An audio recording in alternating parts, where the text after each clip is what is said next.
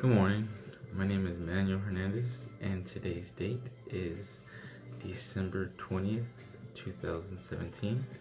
And today I'll be going over the experiment Antibiotic Sensitivity-Kirby Bauer Diffusion Test.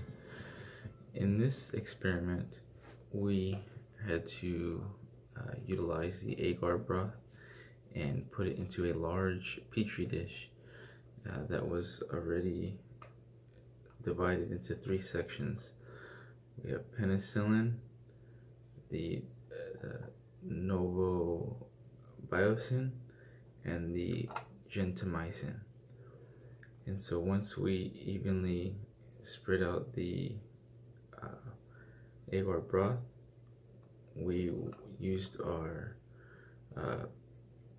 cultured Staphylococcus epidermidis broths and quickly dropped 8 droplets on the set agar, and after that we used our tweezers, or actually our L spreader, to evenly distribute the epidermidis, so that, and after we let it sit for 2 hours, we used our tweezers to place the antibiotics, penicillin, novobiocin, and the gentamicin onto the agar with the dried epidermidis.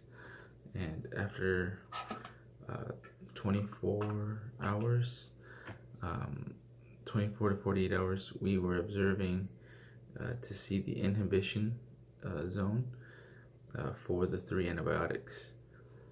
My hypothesis was that the penicillin, which I believe was the strongest of the antibiotics, would have a larger zone of inhibition.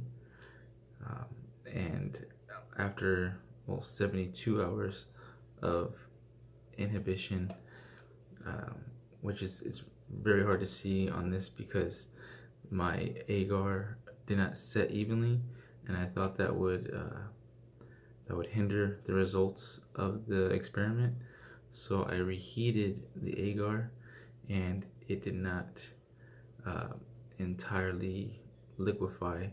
It became chunks of gelatinous agar, and as I tried to smooth it out into the petri dish, it gave me a more of a, I guess, broken agar.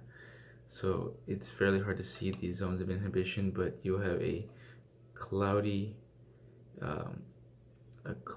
zone across the whole agar, but then where the antibiotics are, it's a little more transparent.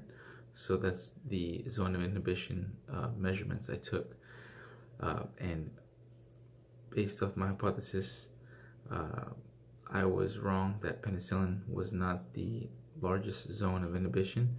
In fact, it was the smallest zone, with novobiocin having a 9 millimeter zone.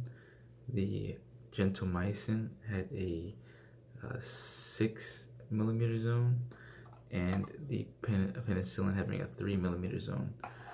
So, and after the experiment was completed, or after the first section of the experiment was completed, we went on to part 2 of the Kirby Bauer diffusion test, and it was to investigate the penicillin. So utilizing our microscope, we placed the petri dish into the zone, and we were observing the conida and the phyllate